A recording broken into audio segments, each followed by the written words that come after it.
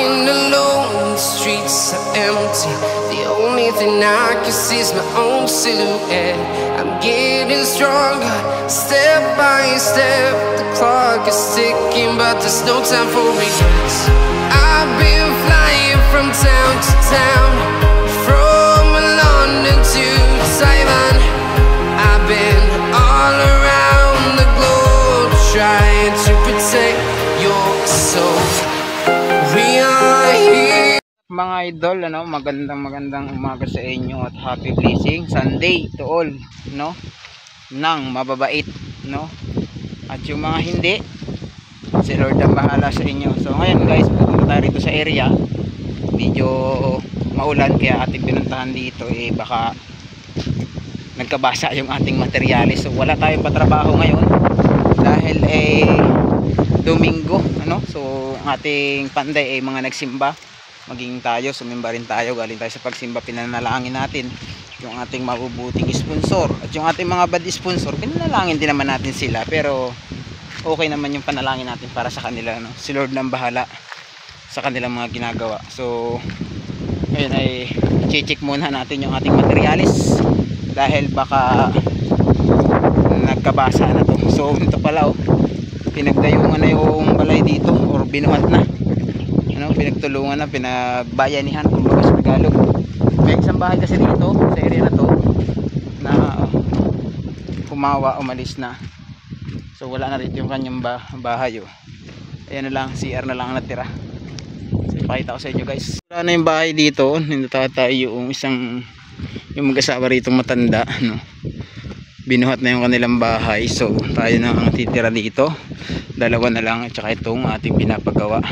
So ito yung ating butiti house, at ito naman yung kay na ating nini. Magsinlaki lang sila halos mga idol, para sa mga mga manonood, sinlaki po ito ng bahay ni Edison na itong pinagawa natin kay dati nini. So 2 kwarto ang ating mga napagawa. So kahapon pumasok sila, hindi lang ako nakapag video dahil may pinuntahan tayo, nagpalit tayo ng gulong ng sasakyan, so yun yung ating mission kahapon, kasi delikado na yung ating sasakyan, baka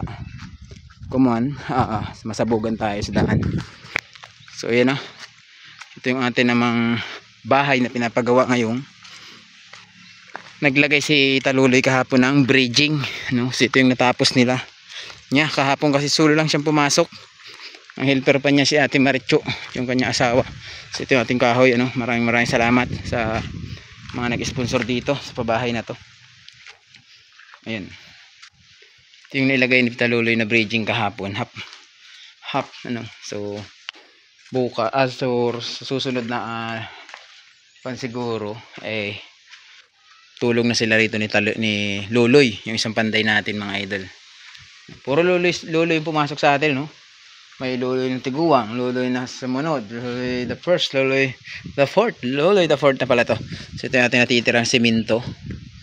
Ayan, bali ilan pa to? 7 sako pa, mga idol. Ating chinik dahil ay baka inabot na ng ulan ba. So ito yung ating flooring na nakabot na rito yung flooring. So ito yung hindi nila napuploringan, pero ito okay na to, may flooring na to. Talagang ating minamadali itong bahay na to para makalipat na agad yung pamilya na inagawa ng tahanan, binawian pala. So, napakasaklap siguro kung sa amin nangyari, nahitabo yung pangyayaring ito. Hindi ko may papromise kung anong mangyayari at mahitabo doon sa pamilyang gumiba mismo, Hindi natin masisisi yung nagsugo, pero may pagkalalagyan sigurado kung sa amin nahitabo ito sa probinsya namin. May pagkalalagyan yung pamilya ng kumandito, sumira ng bahay ba, kasi mali yan, mali kung baga, sobrang mali. Hindi kayo mo inutos ay gigibain, So swerte sila, nandito sila sa lugar nila sa Mindanao, dito sila sa Mindanao kasi.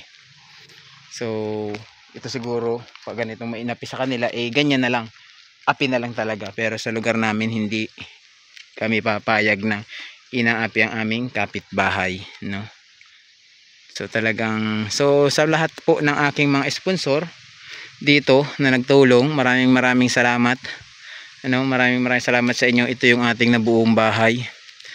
Hindi pa po yan tapos, pero at saka mga kailangan pa natin dyan. Ayun, medyo nagigipit ako sa pambayad sa panday. So si Taluloy naman isang araw na lang ang aking balance, at yung kauban niya lang ang balance na lang.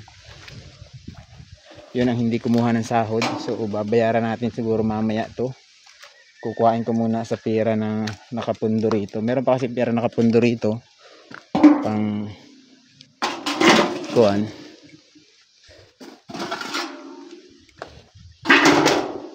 Aking pinuntahan tong materialis kay baka ako nabasa. So sa mga gusto pong tumulong dito, wala pang sapilitan, sa mga gusto lang, kayo na po ang bahala kung anong gusto ninyong iambag. Basta ito, kulang pa to ng plywood sa loob, pang divider, yung pinakang division. Plywood kasi ilalagay dyan.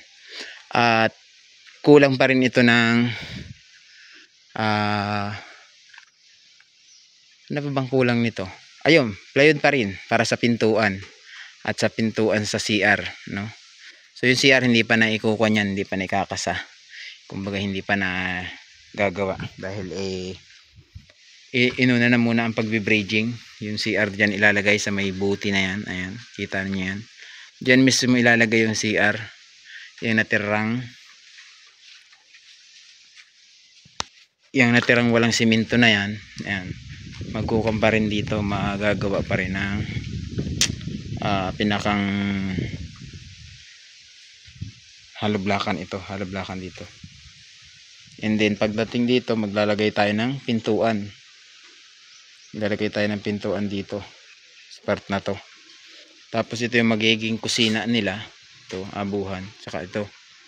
So di ko alam kung anong plano, dahil kako talagang iitim itong sina to kapag umusok na.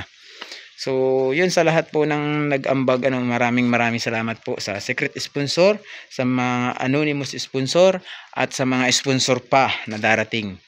Thank you very much. Kahit kami ginaganito ng iisang sponsor, no? Kahit na ito raw po kasi balak palitin, balak bilihin. So ang gagawin namin sa bawat data lilipatan namin, ini-negotiate na namin. Kumbaga itaasan ang presyo, dahil sigurado naman yung lupa nila ay mabibili. Kung halimbawa mabili to, halimbawa mabili nila to, pababayaran natin yung bumili, lahat ng gastos dito. Hindi lang yun. Mas matalino tayo sa kanila, no? 'Di ba? Wala sila rito sa Pilipinas, hindi sila pwedeng maghari-harian. Ang Pilipinas, amin ang Pilipinas, sila hindi sa kanila ang Pilipinas. No, 'di ba? Dayo na lang sila naninirahan sila sa ibang bansa, doon na sila. Huwag na sila makisiksik sa magulong mundo ng Pilipinas, na kahit na nandun sila sa ibang bansa, ginugulo pa nila, no? So yun mga idol, para sa lahat ng aking viewers, ito guys, medyo nagputik dito dahil sa maulan na naman. Alam niyo naman pagdating ng December talaga rito sa area na to maulan dito sa Mindanao, no? Sa mga gusto naman ng mga mamaya guys, magla-live tayo, magla-live tayo mamaya pagdating sa bahay, pero hindi tayo babatikos, live lang tayo. So ito pala yung ating mga kahoy na iba. Ayan pala mga idol. Tapos itong kahoy na to, kulang pa to, meron pa tong kuhaing kahoy dun sa area, wala pa tong bayad, utang ko pa, inutang ko pa to, di ba? Siguro tatawa sila ngayon dahil nangutang ako ng mga materials dito. At least hindi na baling mangutang, at least may pinabahayan, di ba? Baka sabihin na naman ng iba kimo juwa mo yung anak, kaya ganyan. Hindi. Itong bahay na to, sponsor ang pumorma nitong 2 kwarto, nasa loob ang CR, nasa loob ang kusina. Sponsor ang may kagustuhan nito, kaya ating sinunod, di ba? Tsaka itong mga materials na to, ito na lang yung utang ko, itong last batch. Binayaran ko na kanina yung aking balance na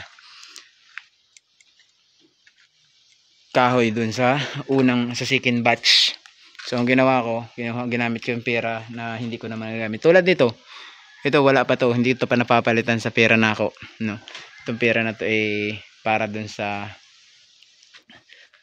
yung pinalit ko sin dito para sa bahay na ako na ipapatayo sana. So pinagamit ko na muna rito 10 sin, 10 euro para mabuo lang dahil wala nang nag-produce ng kwan dito na pang-ambag. So yung mga pera na ginamit ka na pinadala rito, yung iba ginamit natin sa pang-snack ng panday at pangkain ng panday, pananghalian, no?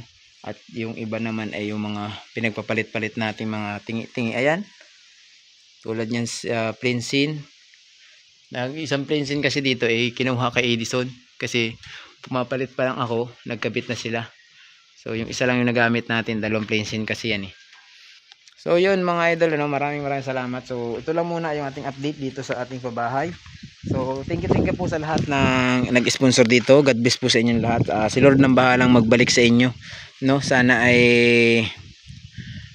pagpalain pa kayo ni Lord, mas maraming pang blessing na ibigay sa si Lord. So yun mga idol, maraming salamat and God bless every day sa inyong lahat. Bye bye.